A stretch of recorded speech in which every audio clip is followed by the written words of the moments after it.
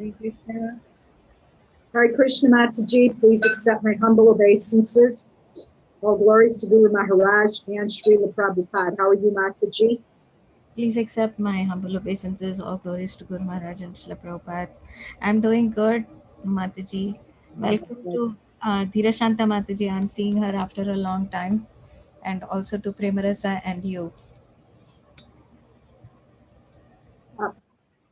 Okay, I didn't understand what you said. Hare Krishna Leela and who is Madhura Rasa.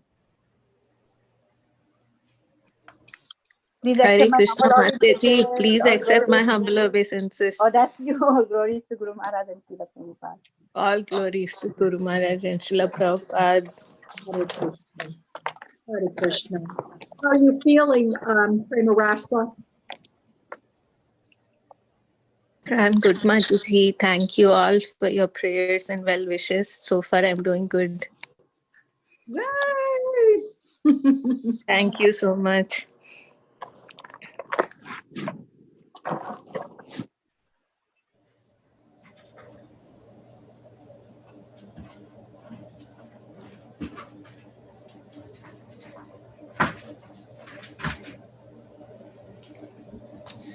Okay, is everybody able to see the screen? Because I was not sure like what happened to my screen sharing. Is it working fine? Now we are not able to see. No. Before that, we were able to see it. Okay. Just give me 1 minute.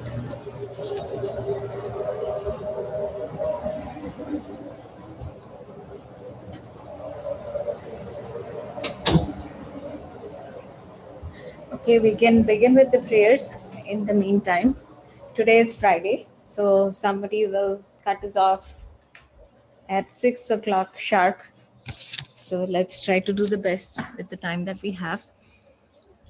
Om Agyana Timirandhasya Jnananjana Shalakaya Chakshurunmilitam Yena Tasmai Shri Gurave Namaha Shri Chaitanya Manobhistam Sthapitam Yena Bhutale Swayam Rupa Kadamahyam Dadati Swapadantikam Vanchakalpatarubhyascha Kripa Sindhubhya Eva Cha Patitanam Pavanebhyo Vaishnavebhyo Namo Namaha Jai Shri Krishna Chaitanya Prabhu Nityananda Shri Advaita Gadadhara Srivasadi Gaura Bhakta Vrinda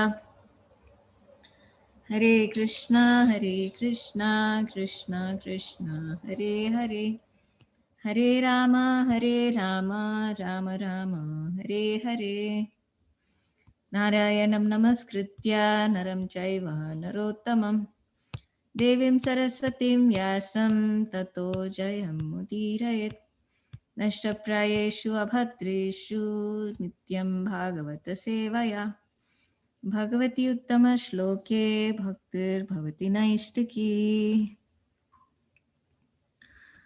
So today we are reading from Canto 4, Chapter 7, and we will be covering texts 32 through 34. So, Dhira Shanta Mataji or Manasi Ganga Mataji, you have not read in a long time. So, we would love if any of you read, and then, of course, like other devotees can also read. If you have the book and you would like to read, like, please, you can read. Mataji, you need to tell me where we are. Can you see the screen? Are you able on the screen? Wait, Mataji, because I don't have my glasses. This is very small for me. Okay. Let me just grab the book. Meantime, maybe Manasi Ganga Mataji can start. Yeah, we would love to give an opportunity for those who have not read in a long time. So, Okay.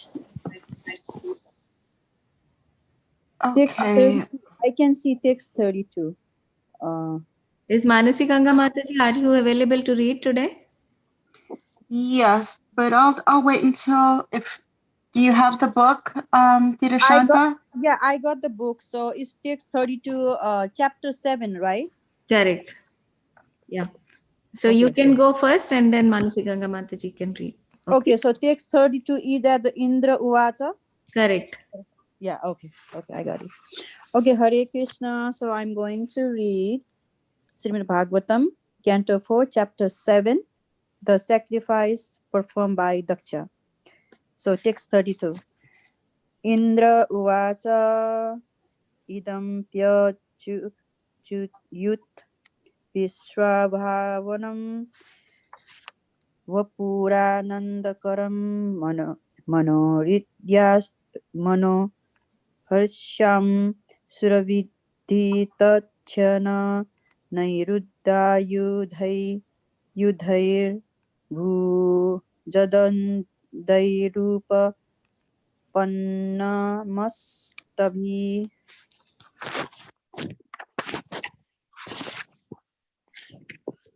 Translation. King Indra said, "My dear Lord, your transcendental form with 8 hands and weapons in each of them appears for the welfare of the entire universe, and it is very pleasing to the mind and eyes. In such a form, your worship is always prepared to punish the your lordship is always prepared to punish the demons who are envious of your devotees. Purport by His Divine Grace A.C. Bhaktivedanta Srila Prabhupada Ki Jai. It is generally understood from revealed scriptures that Lord Vishnu appears with 4 hands, but in this particular sacrificial arena, Lord Vishnu arrived with 8 hands. King Indra said, "Even though we are accustomed to see your 4-handed Vishnu form, this appearance with 8 hands is as real as the 4-handed form." As Lord Brahma had said, to realize the transcendental form of the Lord is beyond the power of the senses. In reply to that statement by Brahma, King Indra said that even though the transcendental form of the Lord is not perceivable by the material senses, his activities and his transcendental form can be understood. The Lord is uncommon features, uncommon activities, and uncommon beauty can be perceived even by an ordinary man. For example, when Lord Krishna appeared just like a 6 or 7-year-old boy in Vrindavan, he was approached by the residents there.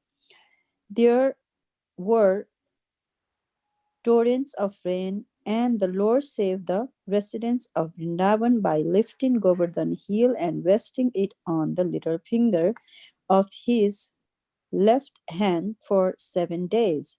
This uncommon feature of the Lord should convince even materialistic persons who want to speculate to the limit of their material senses. The activities of the Lord are pleasing to experimental vision also, but impersonalists will not believe in his identity because they study the personality of Lord by comparing their personality to his, because men in this material world cannot lift a hill. They do not believe that the Lord can lift one. They accept the statements of Srimad Bhagavatam to be allegorical, allegorical, and they try to interpret them in their own way. But factually, the Lord lifted the hill in the presence of all the inhabitants of Vrindavan, as corroborated by the great acharyas and authors like Vyasadeva and Nanda. Everything about the Lord, his activities, pastimes, uncommon features, should be accepted as is. And in this way, even in our present condition, we can understand the Lord in the Instant herein, King Indra confirmed, your presence with 8 hands is as good as your presence with 4 hands. That is no doubt, there is no doubt about it. Hare Krishna, thank you. Thank you, Leela Mataji. Mansi Um, Mataji, there are only two short verses, so if you like, you can read it. okay, 33. Patnya uchuhu yagno yam tatva janaya ganashtito virhasta pasupati natya dakshakopat tamnastvam sava sayanam pa santamedham yagnatman narina lucha trisa punihi. Translation. The wives of the performers of the sacrifice said, my dear Lord, this sacrifice was arranged under the instruction of Brahma, but unfortunately Lord Shiva, being angry at Daksha, devastated the entire scene. And because of his anger, the animals meant for sacrifice are lying dead. Therefore, the preparations of the yajna have been lost. Now, by the glance of your lotus eyes, the sanctity of the sacrificial arena may be again invoked. Purport. Animals were offered in sacrifice in order to give them renewed life. That was the purpose of having animals there. Offering an animal in sacrifice and giving him renewed life was evidence of the strength of chanting mantras. Unfortunately, when Daksha's sacrifice was devastated by Lord Shiva, some of the animals were killed. One was killed just to replace the head of Daksha. Their bodies were lying about, and the sacrificial arena was turned into a crematorium. Thus, the real purpose of yajna was lost. Lord Vishnu, being the ultimate objective of such sacrificial ceremonies, was requested by the wives of the priests to glance over the yajna arena with his causeless mercy so that the routine work of the yajna might be continued. The purport here is that animals should not be unnecessarily killed.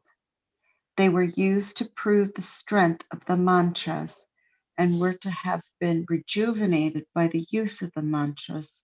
They should not have been killed as they were by Lord Shiva to replace the head of Daksha with an animal's head. It was pleasing to see an animal sacrificed and rejuvenated, and that pleasing atmosphere had been lost. The wives of the priest requested that the animals be brought back to life by the glance of Lord Vishnu to make a pleasing yajna. 34. Rishaya Uchuhu. Ananvitam te Bhagavan Vichistitam Yadatmana Charisi Karma Najase Vibhutaya Yata Upasedur Ishvarim Namanyate Svayan Anuvartantim Bhavan. Translation. The sages prayed, dear Lord, your activities are most wonderful, and although you do everything by your different potencies, you are not at all attached to such activities. You are not even attached to the goddess of fortune, who is worshipped by the great demigods like Brahma, who pray to achieve her mercy. Purport. In Bhagavad Gita, it is said that the Lord has no desire to achieve any result from his wonderful activities, nor has he any need to perform them. But still, in order to give an example to people in general, he sometimes acts, and those activities are very wonderful. He is not attached to anything. Na mam karmani limpanti. Although he acts very wonderfully, he is not at all attached to anything. Bhagavad Gita 4:14. He is self-sufficient. The example is given here that the goddess of fortune, Lakshmi, is always engaged in the service of the Lord, but still he is not attached to her. Even great demigods like Brahma worship the goddess of fortune in order to win her favor. But although the Lord is worshipped by many hundreds and thousands of goddesses of fortune, he is not at all attached to any one of them. This distinction concerning the exalted, transcendental position of the Lord is specifically mentioned by the great sages. He is not like the ordinary living entity who is attached to the results of pious activities. Thank you so much for reading, dear Shanta Mataji and Manasikanga Mataji. Would you like to share anything from what you have read?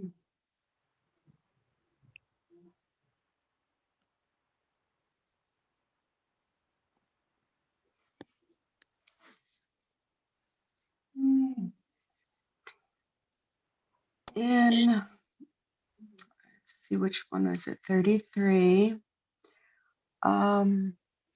We are hearing that animals and are offered in sacrifice, and by doing that, it gives them renewed life, and this is shown by the strength of the chanting of the mantras. But in the case where Lord Shiva, when he got angry and upset, and Daksha's sacrifice was devastated and the arena turned into a crematorium, that real purpose of the yagna was lost. And the wives of the priests who were to conduct the yagna, they were, it says, let's see, I'm going to go back to the wives. They said, my dear Lord, and they're talking about Lord Vishnu, the sacrifice was arranged under the instruction of Brahma, but unfortunately, Lord Shiva, being angry at Daksha, devastated the entire scene. And because of his anger, the animals meant for sacrifice are lying dead. Therefore, the preparations of the yagna have been lost. Now, by the glance of your lotus eyes, the sanctity of the sacrificial arena may be again invoked. So they're asking that Lord Vishnu look upon the arena, and by his very glance, he will bring purity to the arena, and let's see. And in the purport, Srila Prabhupada said also that these animals that were killed were unnecessarily killed. He says they should not have been killed as they were by Lord Shiva to replace the head of Daksha with an animal's head. So even though Lord Shiva corrects, through his anger, he was correcting those involved. We hear that Srila Prabhupada said that those animals should not have been killed by Lord Shiva, because in a typical yagna, the life of an animal is restored, and in this situation, these animals died and lie there dead, and so they're not, their lives have been lost like needlessly. So the wives of the priests requested that Lord Vishnu bring these animals back to life. At 34, The sages prayed, "Dear Lord, your activities are most wonderful, and although you do everything by your different potencies, you are not at all attached to such activities. You are not even attached to the goddess of fortune, who is worshipped by the great demigods like Brahma, who pray to achieve her mercy." So the Lord,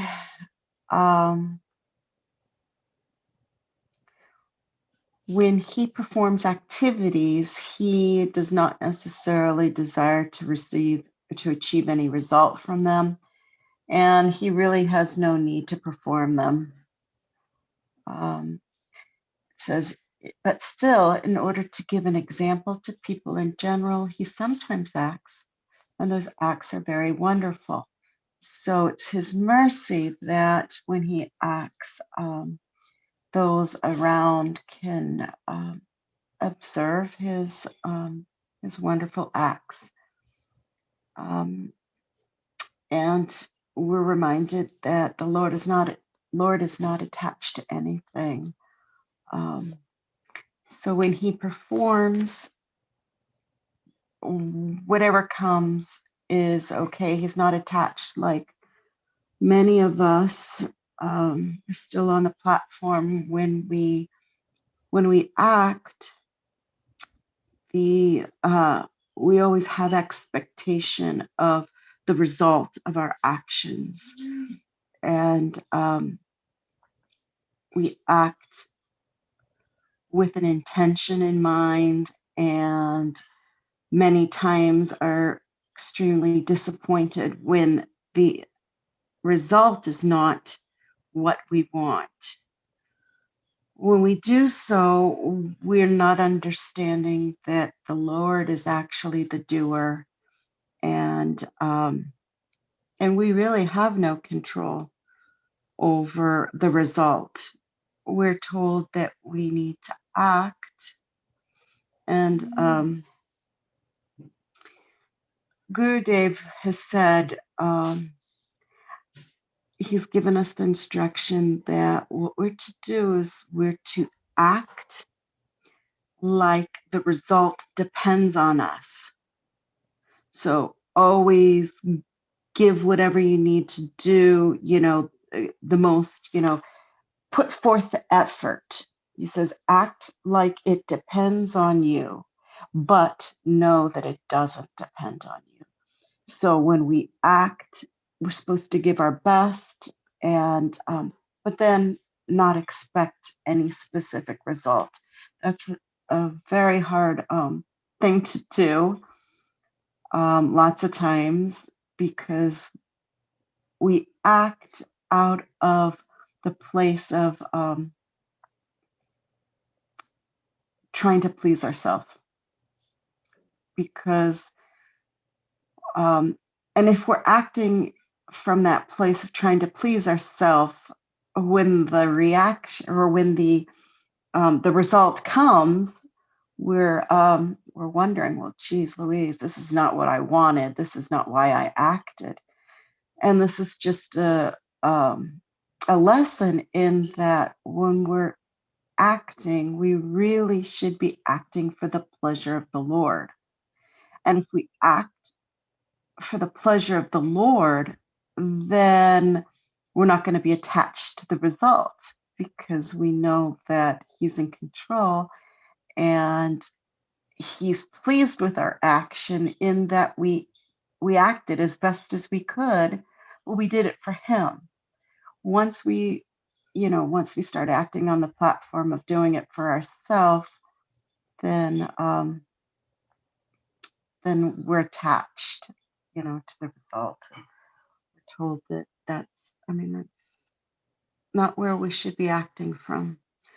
It says, I'm going to go back to the verse and finish summarizing.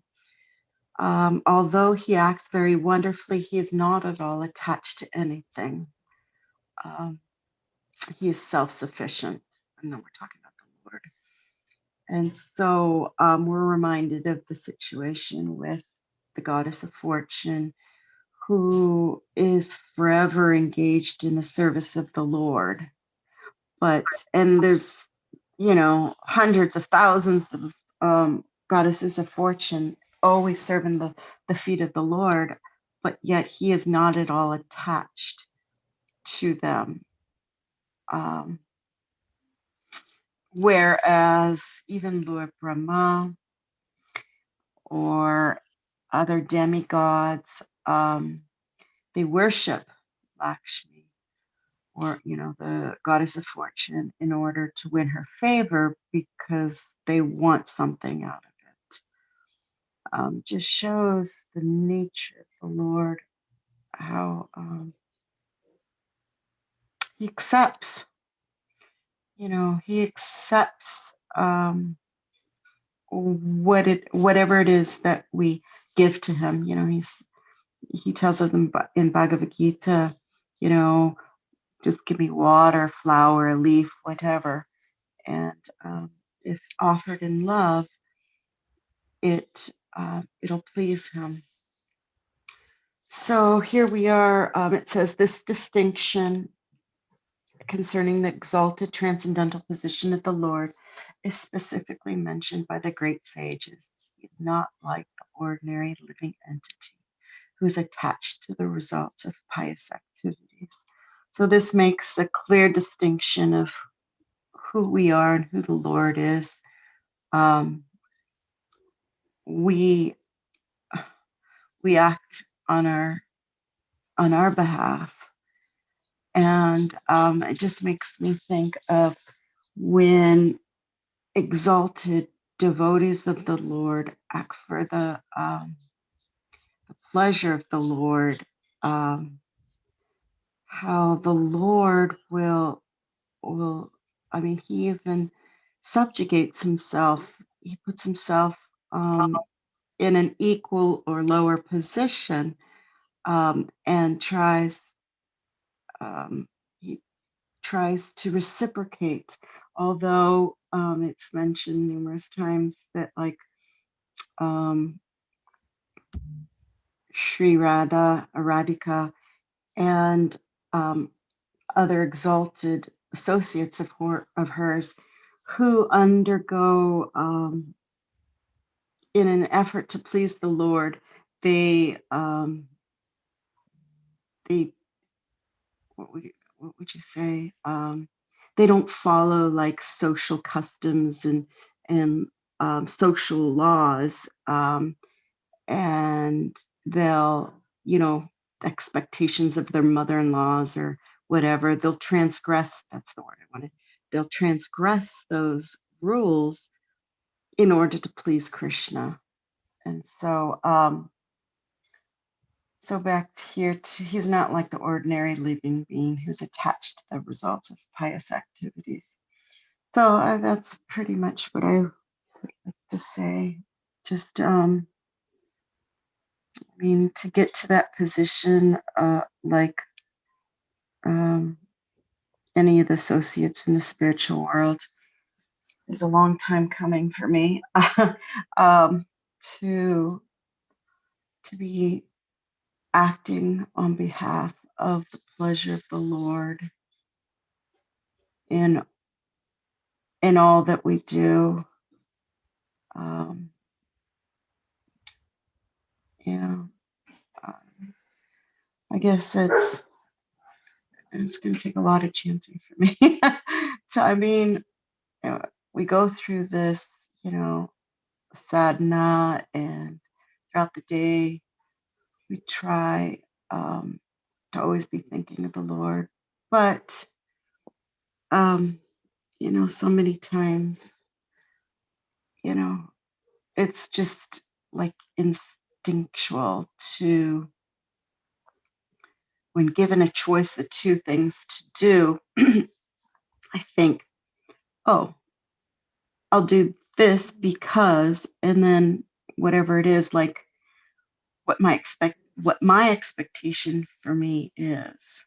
And it's something that I need to work on to break that pattern, to get from just like following the program to actually living the program. It's you know, I think on big things like I integrate and say, oh, this will be pleasing for Krishna, and pray upon it, and you know, and act on it. But I think in small little decisions, it's harder to, I guess for me at least, I get maybe I mean, maybe it comes from the position of where, oh, I don't think that that's big enough for the Lord to really be pleased or not pleased about. Um, but it really should be happening on the minute to minute, moment to moment decisions made. So just sharing what I need to start doing better. Hare Krishna. Thank you so much, Manasikanga Mataji. Yeah, it's always, my mind is always perplexed when I think that, Krishna is not attached to even the goddess of fortune, because again and again and again we read so many wonderful pastimes of Radha and Krishna, and he seems to be very, very attached to Radharani. So I don't understand this contradiction, but I'm sure the acharyas like know what they're saying, although it's beyond my understanding. And He wants to understand. He wants to understand her position. He comes back as Lord Chaitanya to yeah, understand it. He's like, I don't understand. I don't understand, my own sweetness. I don't understand why she's, so attracted to me. I don't understand why she has this love that extends beyond any expectation maybe that he may have. Um, but like, yeah, we're being told here he's not attached to her, but yet he wants to understand her. So there's some I mean, of course, there's deep love there, that he comes back just to understand that, to take the position of Radhika, to take her position and go through, when in his later years, just going through these leelas, and in his ecstasies to understand. Yeah, it's just, it is mind-boggling. I I want to learn so much about Lord Chaitanya. Yeah. mm, I mean, if such love is not called as attachment, I don't know like what phrase could be used, because he seems to be very much wanting to be with Radharani, wanting to know her, wanting to know her feelings. But still, there is this language which is being used in this verse. Krishna is not attached to anybody. It amazes Mm. Self-satisfied. me. And he loves her so much in an apparently unattached way that he wants, like he even tells her, like, I can't even repay you. I don't know if I ever brought that up. That's where I was going, but apparently I didn't. Like, he wants to repay these associates and Radhika, but says, well, I'm sorry, I can't even repay you for the love and the acts that you've. So yeah, it is perplexing how, um, the love he has, but in an unattached way. I don't know, because I think it's the free will that he, like, that's what it's all about. It, like, if he was attached, then he would have expectation of how how the response would be, but he is not attached, and he's also the one that gives us this free will. So, like, we can, it almost speaks to me that that he appreciates it all the more. If you don't have an attachment, if you don't have an expectation, and then you're given something like where it's not expected, it's all the more relishable, right? Wondering if that has something to do with it. You know, if I don't expect something, and someone does something really nice, I just sit there and, you know, and really I'm thankful for what has been done. So I don't know. So if he's not attached to their love, if he's not having the expectation, but they serve him so nicely, it can be so much more relish. So I don't know if that could be where he's coming from. I don't know.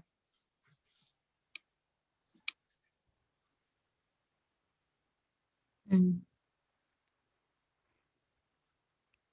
Dhirashanta Mataji, would you like to discuss text 33 that you read? Are you able to share? Yes, Mataji. Okay, let me just go to the book.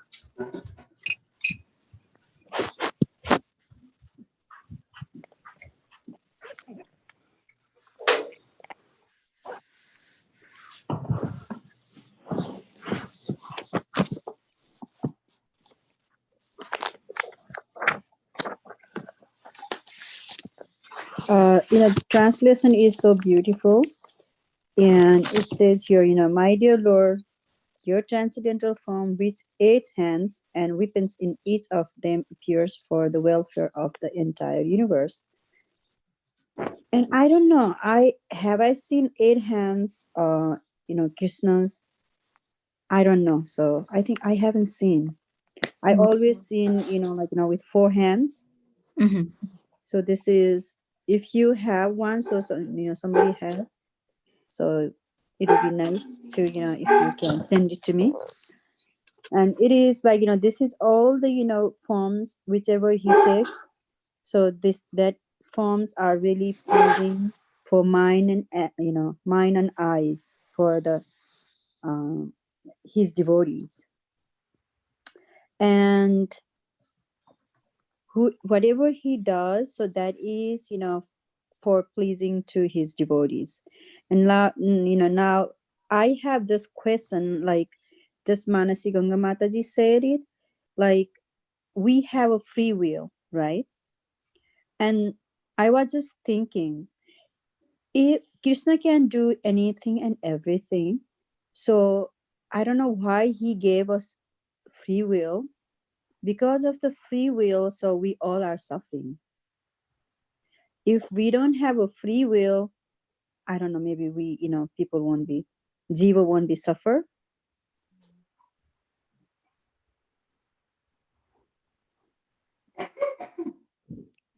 This is, anybody can say, or, I don't know. So I'm just asking, when I like listening in Manasaganga Mataji and thinking like, no, why we have, free will, why he gave us a free will. I'm not positive here, Dirashanta Mataji, but I'm thinking, we have free will even in the spiritual world. And I think that the Lord gave us free will because he wants us to love him because we want to love him, not because we're forced to love him. That it's more relishable for him that we come to him because we want to come to him. And it'll always be that way.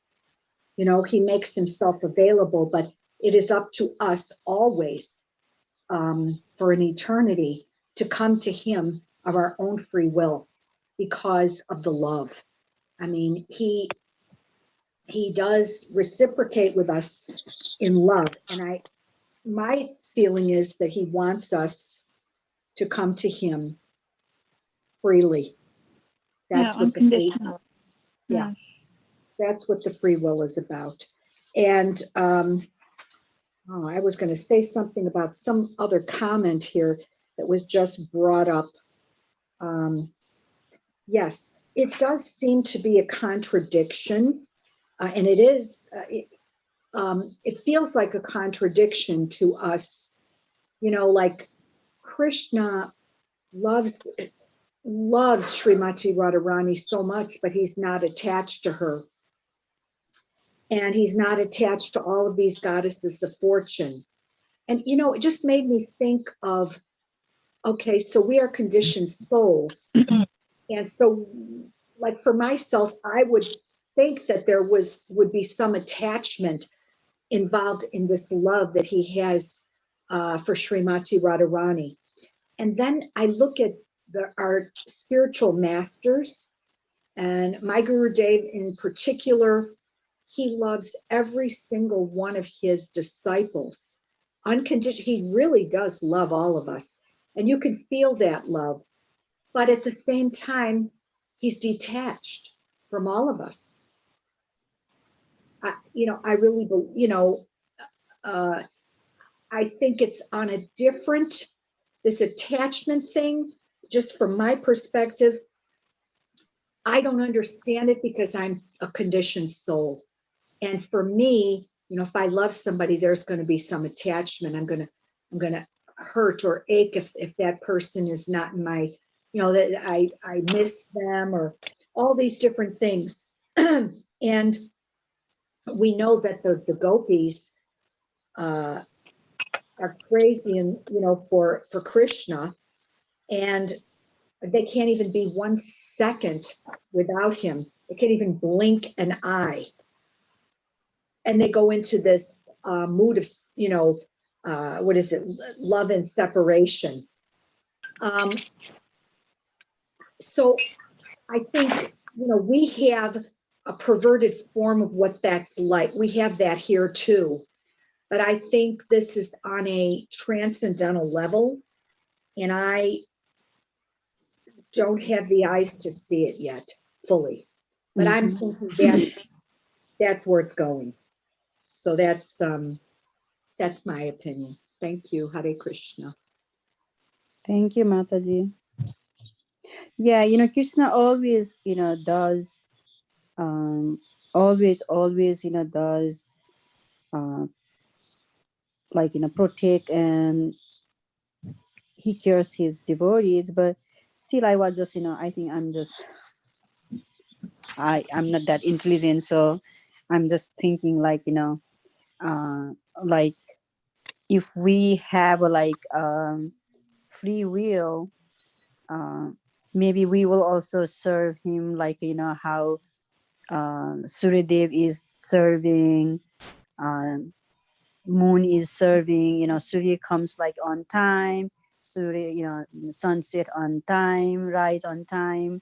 So maybe we would be also like doing that, right? Just, serving him, because our uh, eternal duty is to serve him. So that's why I was just thinking, Mataji. Thank you, though. And here is, it says in here, like, I will just, go by line to line. Like it says here, like, all the scripture is, like we, like, I already said in like, in translation one.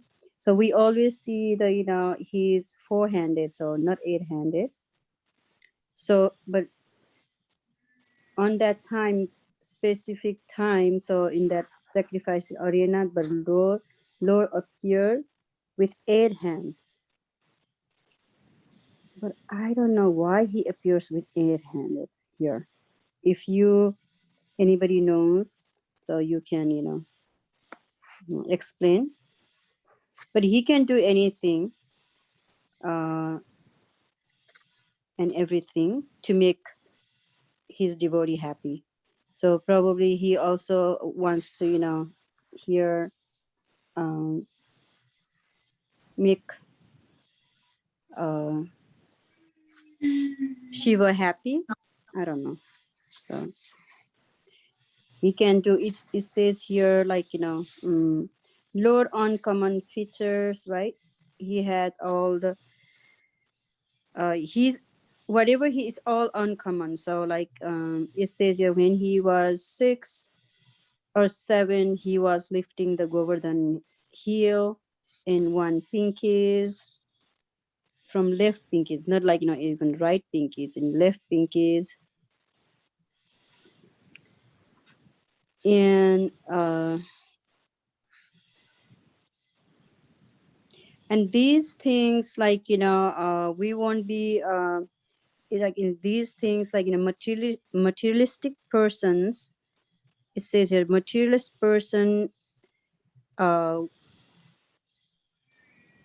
person who wants to speculate to the limit of their material senses, we won't be able to understand. But here Mayavadi also said, where is here? It said activities and experimental vision.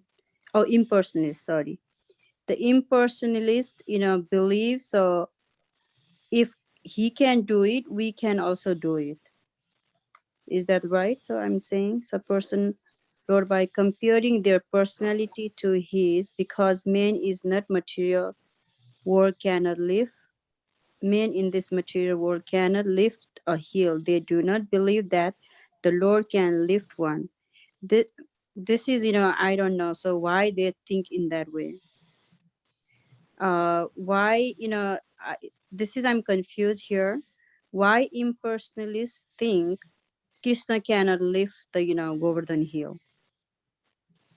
Because we won't be able, we cannot do, that's why he cannot do either. Or maybe they are just thinking the Krishna is just the, ordinary person with some magic power.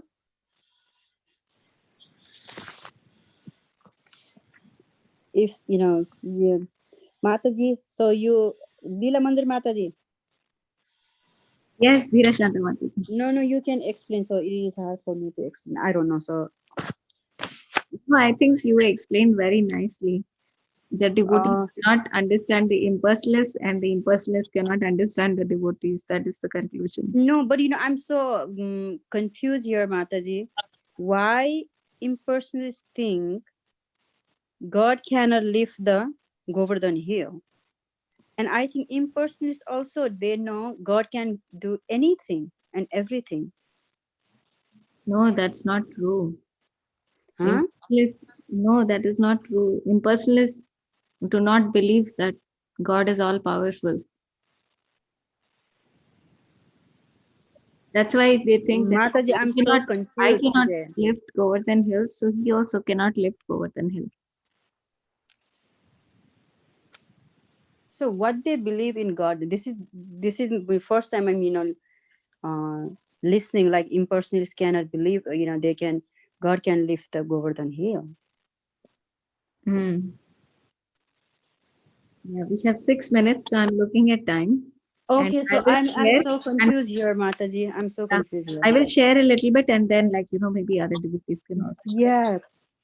See, Dhirashanta Mataji, because you are a devotee, you cannot understand what they think. But before becoming a devotee, I was a non-devotee, so I understand what they're saying. So, we were a bunch of friends, and actually, this is a question that my friend asked me. She said, "You really believe that Krishna lifted Govardhan Hill?" I think it's a story. So that's what Prabhupada is saying. They expect Oh. Srimad Bhagavatam to be allegorical. Allegorical means it's not true. It's just, a nice story. It's Oh. nice way of, representing different things. And they try to interpret them in their own way. So it is true, actually. Some people do it like, that, oh, Krishna does not exist. Arjuna can be compared to a conditioned soul. Mm-hmm. For Kurukshetra is, the battle that we have to face every day. So they come up with their own interpretation. The Prabhupada is saying we should not treat Srimad Bhagavatam like that.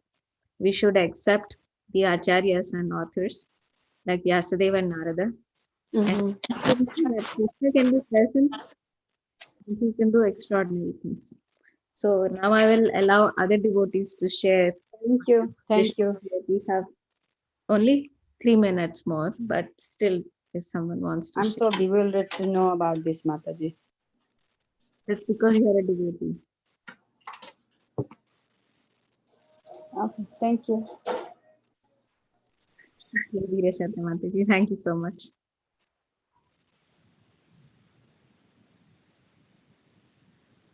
So, any comments before we wrap up?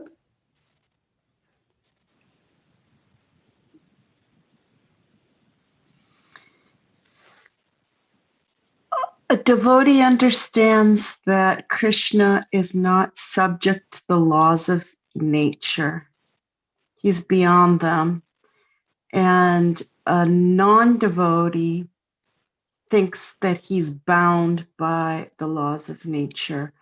And because we can't even imagine how he scraped up the hill and had the power to hold it with one finger. But he's not bound by any laws of nature. He's not bound by anything that restrains us from doing that. And so they don't understand that distinction. Correct.